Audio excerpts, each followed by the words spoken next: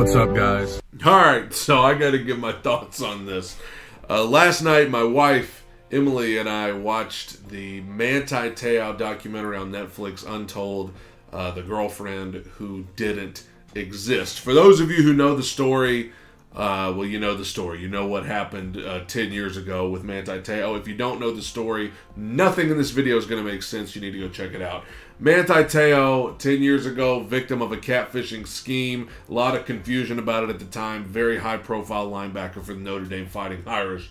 And watching this documentary was just wild.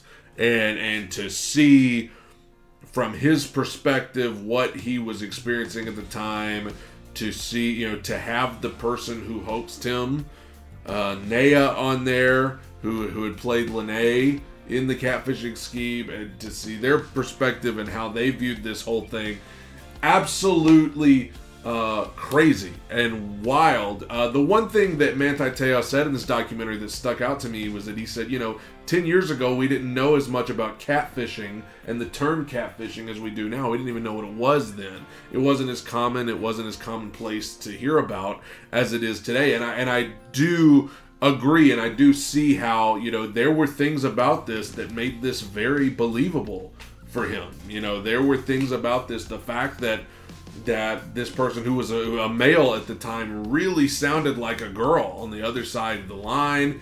The fact that he asked for a specific type of picture from her and she was able to deliver it, you know, immediately. The fact that he had friends that knew her and had talked to her on the phone as well. It made it all very believable. I still think that he probably would look back and say, you know, there were elements of it that I should have realized. You know, the fact that in 3 years of having a relationship with her, that he never saw her face to face, not even on FaceTime. There was always an excuse and all of these things that happened. I think, yeah, hindsight 2020, there's absolutely things that he probably looks back on and says, you know what, that should have been a red flag right there. But at the time, we didn't know a lot about catfishing. We didn't know what it was. We didn't know, you know, and there were things that made it believable for him. One thing that I think after watching this documentary, I'm not okay with NAYA, the person that catfished him and nearly ruined his life, and did ruin his life for a period of time. I'm not down with that person being painted in any way as a victim at all. Like, I don't agree with this idea that, you know, I experienced this horrible thing and I hope that I can be an inspiration to people. No, like, you are the perpetrator in this scenario, and I'm not saying that you shouldn't be able to have a good life, and I'm not saying that you shouldn't be able to get past this horrible thing that you were involved in, but you don't get to come on a Netflix documentary and try and tell me that we should feel sorry for you. No, you did this. We should feel sorry for Manti Te'o. Like, he's the one who got completely destroyed in this whole thing, and I'm not okay with this NAYA coming on and especially trying to, at the end, saying that this was a part of, you know, I'm in a way glad this happened because it helped me discover who I truly am. This person who has transitioned from being a male to a female, or is transsexual and all that. Like, if that's what you want to do, I'm not saying you shouldn't go do that, but to try and say that you're glad that you ruined this man's life because it helped you discover yourself, no, I'm sorry. I'm not on board with that. I'm not okay with that. You ruined somebody's life and you don't get to try and make it a good thing because it made you the person you are today. If something like that made you into the person you are today, then you're just not a good person. I'm sorry. Also, I want to say I had a real problem because NAYA on the documentary talked about when Manti released the voicemails that they had left for Manti and the things they'd said and how embarrassing that was for them. And, oh, I can't believe you released my voicemails. Saying that in real time today, I was like, give me a break. Like, give me a freaking break. He had every right to release those voicemails. He had every single right. Because at least those voicemails offered an explanation as for like, how could you possibly believe this? You hear those voicemails and you're like, hey, you know what? That sounds like a girl. That sounds like a girl. I will give him that. He had every right to release those voicemails. And let me tell you what you don't have the right to do, Naya. You do not have the right to sit here and act indignant about, like, oh, how could you possibly release these voicemails? Come on, man. You know what? I think it's the least he could do. As far as I'm concerned, Manti Te'o is a much better man than I am, by the way. He seems like the nicest guy in the world, which makes this all the more sad. He seems like the nicest guy in the world. He's forgiven you, and that's cool, and I believe forgiveness. I'm a Christian myself. I'm all about forgiveness and grace and mercy.